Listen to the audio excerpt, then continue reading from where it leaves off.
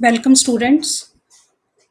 मैं doctor Geeta Swami, associate professor, department of botany, राजकीय मीरा कन्या महाविद्यालय उदयपुर से। हमारे लास्ट के लेक्चर में हमने पढ़ा था एल्गी के अंदर दो तरह की कोशिकाएं पाई जाती हैं, प्रोकैरियोटिक कोशिका और यूकैरियोटिक कोशिका। प्रोकैरियोटिक केवल साइनोफाइसी या साइनोबैक्टीरिया के अंदर पाई जाती है, जबकि बाकी सारी क्लासेस के अंदर, बाकी सारी एल्गी के अंदर यूकैरियोटिक सेल पाई जाती है। आज हम इसी यूकैरियोटिक सेल का अध्ययन करेंगे कि एल्गी में किस प्रकार की यूकैरियोटिक सेल पाई जाती है, उसकी संरचना कैसी होती है, और स्पेशली हम बेस बना के चलेंगे क्लोरोफाइसी को। क्लोरोफाइसी में भी क्लेमाइडोमोनास को हम आधार बनाते हुए यूकैरियोटिक सेल का अध्ययन करेंगे। यूकैरियोटिक सेल्स वो सेल्स होती हैं जिनके अंदर की एक सुसंगठित केंद्रक और कोशिकांग पाए जाते हैं, और ये केंद्रक और कोशिकांग चारों तरफ प्लाज्मा मेम्ब्रेन के द्वारा घिरे हुए रहते हैं। इस प्लाज्मा मेम्ब्रेन के बाहर की तरफ एक चिकनी पतली कोशिका भित्ति पाई जाती है, जो कि सेलुलोज की बनी हुई होती है। ये सेल वॉल कोशिका को एक शेप देती है, एक आकार देती है। यह कोशिका है, बेसिक प्लांट सेल है, जिसके अंदर की हम देख सकते हैं ये सबसे बाहर की तरफ सेल वॉल, उसके बाद ये अंदर सेल मेम्ब्रेन या हम प्लाज्मा मेम्ब्रेन बोलते हैं जिसको, और ये बीच में पूरा साइटोप्लाज्म है। इस साइटोप्लाज्म के अंदर ये गोल्जी, ये बीच में ये साइड पे जो है पेरिफेरी के ऊपर ये न्यूक्लियस है, न्यूक्लियस के बीच में न्यूक्लियोलस, एंडोप्लाज्मिक रेटिक्यूलम, दोनों तरह की हैं ये क्लोरोप्लास्ट है, गोल्जी बॉडी, माइटोकॉन्ड्रिया और बहुत सारे क्रिस्टल। ये एक बेसिक स्ट्रक्चर है, आगे हम डिटेल में पढ़ेंगे इसको। ये एक क्लेमाइडोमोनास है।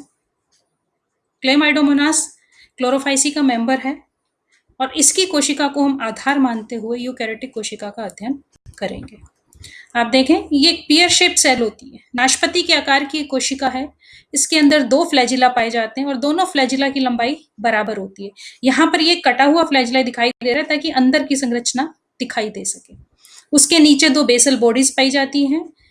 इसके अलावा माइटोकॉन्ड्रिया, न्यूक्लियस, एंडोप्लाज्मिक रेटिकुलम, आई spot, pyrenoid, starch granules, thylakoids, ये सब सेल के अंदर पाए जाते हैं।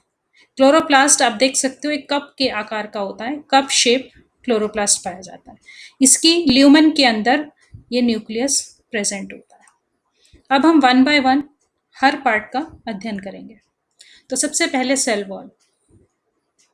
सेल वॉल नॉन लिविंग होती है, यानी कि डेड होती है। एक दृढ़ संरचना होती है जो कि प्लाज्मा मेम्ब्रेन के बाहर की तरफ पाई जाती है। सेल वॉल प्रोटोप्लास्ट को कवर करके रखती है। प्रोटोप्लास्ट में मेनली सेल मेम्ब्रेन और साइटोप्लाज्म आता है। ये cell wall cellulose, hemicellulose, proteins और पैक्टिन की बनी हुई होती है। ये मुख्यतः दो भागों में विभक्त होती है, दो लेयर्स के अंदर पाई जाती है। बाहर की लेयर जिसको हम मिडिल लैमेला कहते हैं, वो कैल्शियम पैक्टेट की बनी होती है और वो आसपास की कोशिकाओं को आपस में जोड़ के रखती है। और अंदर की तरफ जो लेयर पाई जाती है वो सेलुलोज और हेमीसेलुलोज की बनी हुई होती है। ये आप स्ट्रक्चर देखो, ये है सेल वॉल का स्ट्रक्चर। बाहर की तरफ ये मिडल लैमेला है और ये सेल वॉल है। ये सेलुलोज और हेमीसेलुलोज की बनी हुई है, बीच बीच में ये पैक्टिन प्रेजेंट है। जबकि आप यहाँ पर देखेंगे ये जो येलो कलर का पार्ट है, ये मिडल लैमेला का पार्ट है। इसी पार्ट के कारण हर कोशिका एक दूसरे से जुड़ी हुई है। और बीच में ये जो लाइनिंग स्ट्रक्चर दिखाई दे रहा है, ये प्लाज्मोडेस्मेटा है। ये छिद्र हैं जिसके कारण एक कोशिका का साइटोप्लाज्म दूसरी कोशिका से कांटेक्ट में रहता है। और ये अंदर की तरफ ग्रे कलर का जो पार्ट है, ये सेल वॉल है।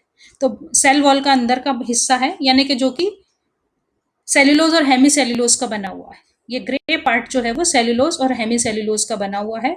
ये मिडल लैमेला है। तो ये एक पूरी कोशिका है और ये अंदर की तरफ पूरा प्रोटोप्लाज्म पाया जाता है।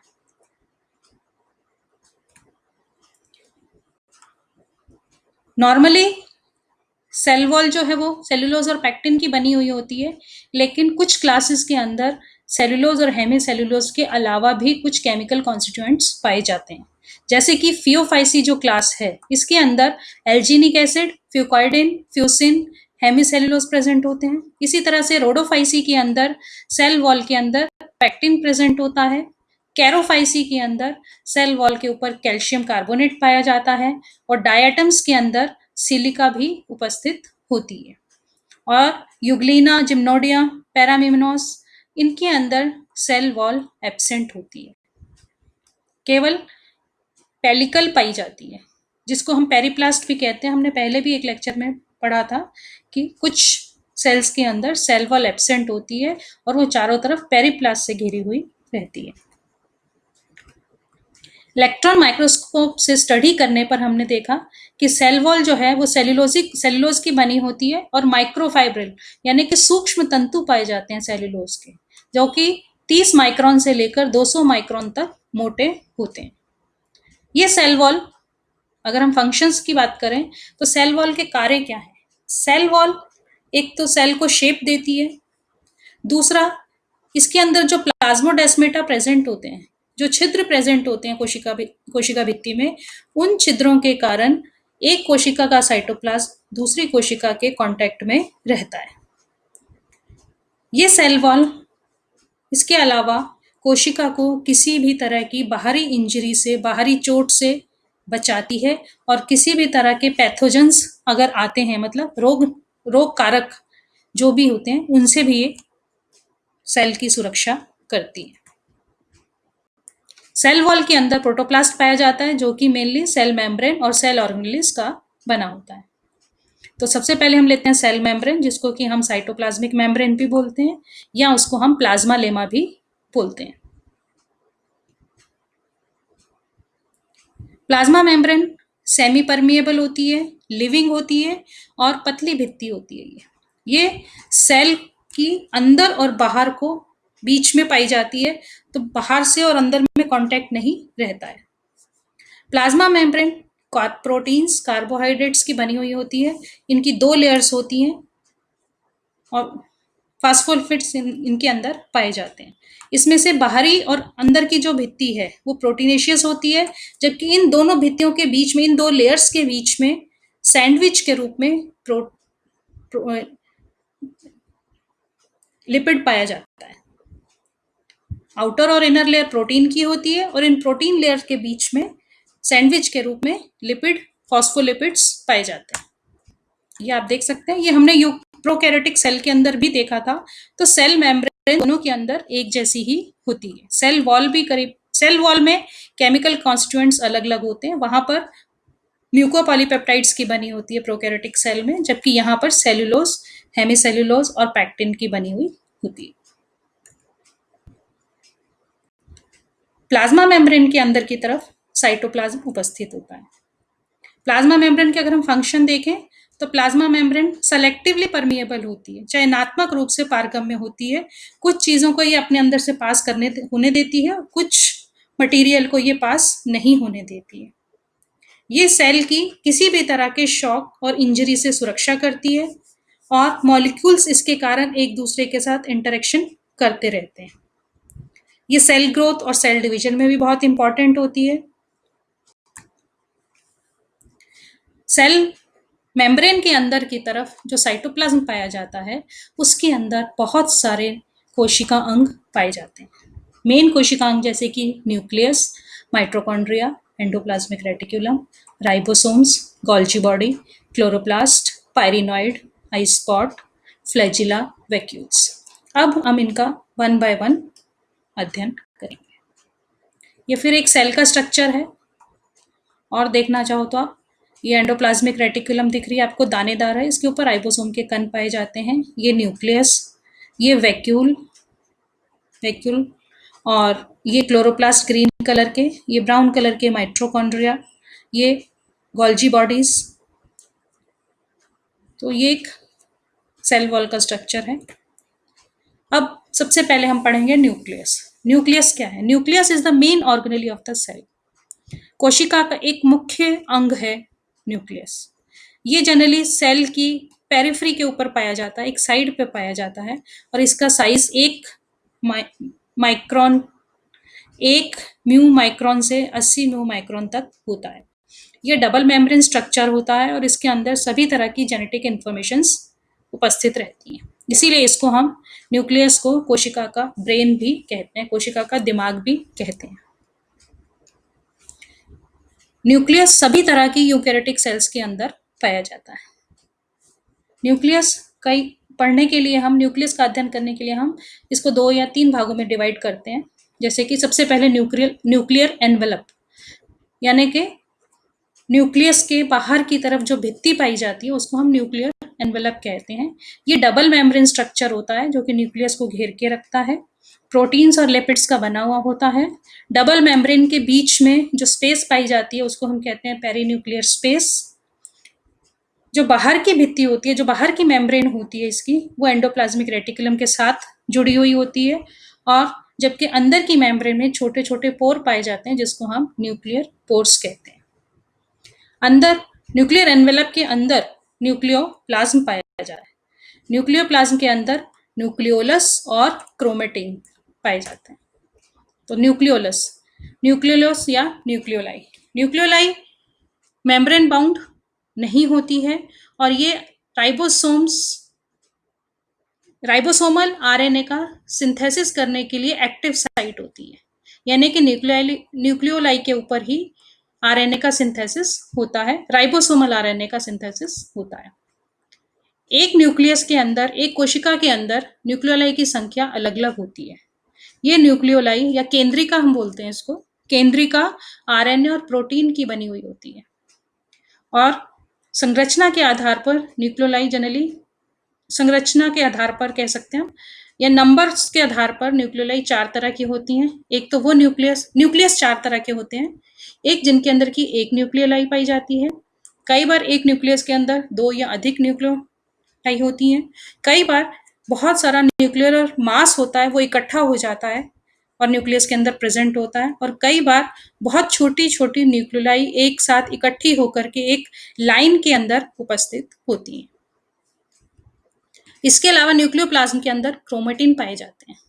क्रोमेटिन्स के अंदर डीएनए पाया जाता है, डीएनए के साथ साथ हिस्टोन प्रोटीन्स भी उपस्थित होते हैं। डीएनए क्रोमोसोम्स के रूप में होता है, और क्रोमोसोम्स छोटे बड़े गोल कई तरह के होते हैं। धागेनुमा, इलांगेटेड होते हैं, जैसे धागेनुमा होते हैं ओइडोगोनियम के अंदर, और इनका साइज भी 0.25 माइक्रोन से भी कम होता है, और यदि ज्यादा होता है तो 12 माइक्रोन तक भी हो सकता है। हर क्रोमेटिन के ऊपर एक कंस्ट्रिक्शन पाया जाता है जिसको कि हम सेंट्रोमेयर बोलते हैं। सेंट्रोमेयर पोजीशन के आधार पर 4 तरह के क्रोमोसोम्स होते हैं। मेटासेंट्रिक, जहां पर कि सेंट्रोमेयर बिल्कुल क्रोमोसोम्स के सेंटर में पाया जाता है, क्रोमोसोम्स की दोनों भुजाओं के सेंटर में पाया जाता है। सब मेटासेंट्रिक, जबकि सेंट्रोमेयर दोनों भुजाओं के एक साइड, बीच में मतलब सेंटर में नहीं होता बल्कि एक साइड पे होता है थोड़ा सा, तो एक भुजा छोटी और एक भुजा बड़ी होती है। एक्रोसेंट्रिक, इसके अंदर एक भुजा बहुत बड़ी और एक भुजा बिल्कुल छोटी सी होती है, क्योंकि बहुत ज्यादा किनारे पे एक्रोसेंट्रिक के अंदर सेंट्रोमेयर उपस्थित होता है। टीलोसेंट्रिक के अंदर क्रोमोसोम्स की दोनों भुजाएं एक साथ से जुड़ जाती हैं और बिल्कुल एक किनारे के ऊपर सेंट्रोमेयर उपस्थित होता है। एल्गी के अंदर क्रोमोसोम्स की संख्या में भी बहुत वेरिएशंस पाए जाते हैं, जैसे कि क्रोमोसोम्स की संख्या n=2 पोरफेरा के अंदर पाई जाती है, और मैक्सिमम संख्या 592 यानी कि 592 नेट्रियम के अंदर पाई जाती है। फंक्शंस, क्रोमोसोम्स के फंक्शंस हम सब जानते हैं कि ये जेनेटिक इंफॉर्मेशन लिए होते हैं जो कि डेवलपमेंट और रिप्रोडक्शन दोनों के लिए बहुत इंपॉर्टेंट होती है। जितने भी प्रोटीन सिंथेसिस होने या सेल के अंदर जितने भी फंक्शंस होने हैं, बेशक वो रेस्पिरेशन है, फोटोसिंथेसिस है, रिप्रोडक्शन है, कोई भी फंक्शन है, उन सब की इंफॉर्मेशन इस न्यूक्लियस के अंदर उपस्थित होती है। ये अब हम देखेंगे डिटेल में न्यूक्लियस का स्ट्रक्चर। ये न्यूक्लियर एनवेलप है, 2 लेयर्स के अंदर दिखाई दे रहा है। ये बीच में पोर है, न्यूक्लियर पोर, और ये बाहर की भित्ति है, ये अंदर की भित्ति है। इन दोनों के बीच में जो स्पेस है उसको हम कहते हैं पेरीन्यूक्लियर स्पेस। ये क्रोमेटिन्स, धागेनुमा संरचना क्रोमोसोम्स की, और ये बीच में न्यूक्लियोलस केंद्रिका। ये भी एक न्यूक्लियस, इसमें आप देख सकते हैं एक सेक्शन काट के दिखाया गया है कि ये बाहर की तरफ छोटे छोटे न्यूक्लियर पोर दिखाई दे रहे हैं। ये बाहर की भित्ति, ये अंदर की भित्ति, ये बीच में न्यूक्लियोलस और ये क्रोमोसोम्स। यहाँ पर भी अब इस चित्र में हम देख सकते हैं कि ये न्यूक्लियस बीच में दिखाई दे रहा है। इसके अंदर ये धागेनुमा संरचना है, क्रोमेटिन या क्रोमोसोम्स हैं। बीच में ये केंद्रिका है और ये बाहर की तरफ जो बाहर की भित्ति है वो एंडोप्लाज्मिक रेटिकुलम के साथ कंटिन्यूअस जुड़ी हुई। एंडोप्लाज्मिक रेटिकुलम आप देख सकते हैं दो तरह की दिखाई दे रही है, ये चिकनी स्मूथ और ये दानेदार जिसके ऊपर की राइबोसोम्स पाए जाते हैं। तो ये तो था न्यूक्लियस का स्ट्रक्चर। बाकी के कोशिकांग जिनका अध्ययन हम अपने अगले लेक्चर में करेंगे। Thank you.